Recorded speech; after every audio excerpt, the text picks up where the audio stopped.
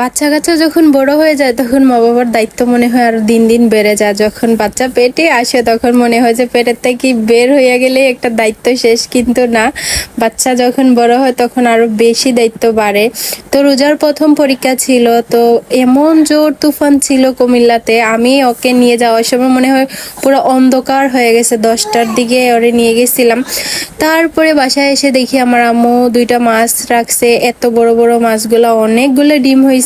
আর মাছগুলা এত মজা লাগছে, ডিমগুলা অনেক অনেক বেশি মজা লাগছিল। আমার মাছ থেকে মাছের ডিম অনেক বেশি পছন্দ।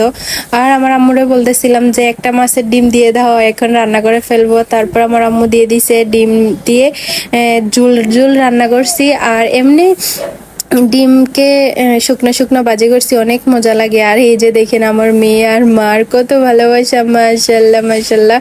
আমার মেয়ে একটু আমার মার ভক্ত বেশি। আর এই যে কতগুলা মাছ হয়েছে, মাশাল্লাহ মাশাল্লাহ, পুরা একটা মাস চলে যাবে আমাদের, কারণ আমরা একসাথে বাজার করে ফেলি, প্রত্যেকদিন বাজার করি না। আর 1 মাসের বাজার আমরা একসাথে করে ফেলি, সবকিছুই মাছ তরকারি যা আছে সব জিনিস। শুধু কাঁচা বাজারটা সপ্তাহে করা হয়, আর 2 দিন পরে পরে বাজারটা করা হয়। আর এই তো আমার আম্মু আমাকে মাছ দিছে এগুলা রান্না করার জন্য।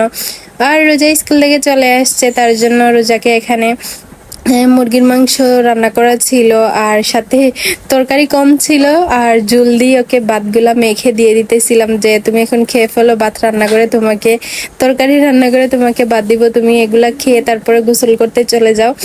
আর সাথে একটু ডাল ছিলই, তো রোজার জন্য খাবার রেডি করে ফেলছি। এখন রোজা খাবার খাবে, তারপরে ফারিস্তাকে রাখবে, কারণ আমার আম্মু কাজ করতেছি আর আমিও এখানে কাজ করতেছি। আমি একটু একটু রান্না বান্না শিখতেছি, কারণ বিয়ে হয়ে গেছে বলে কথা, মেয়েকে তো রান্না করে খাওয়াতে হবে, হাজবেন্ডকেও রান্না করে খাওয়াতে হবে।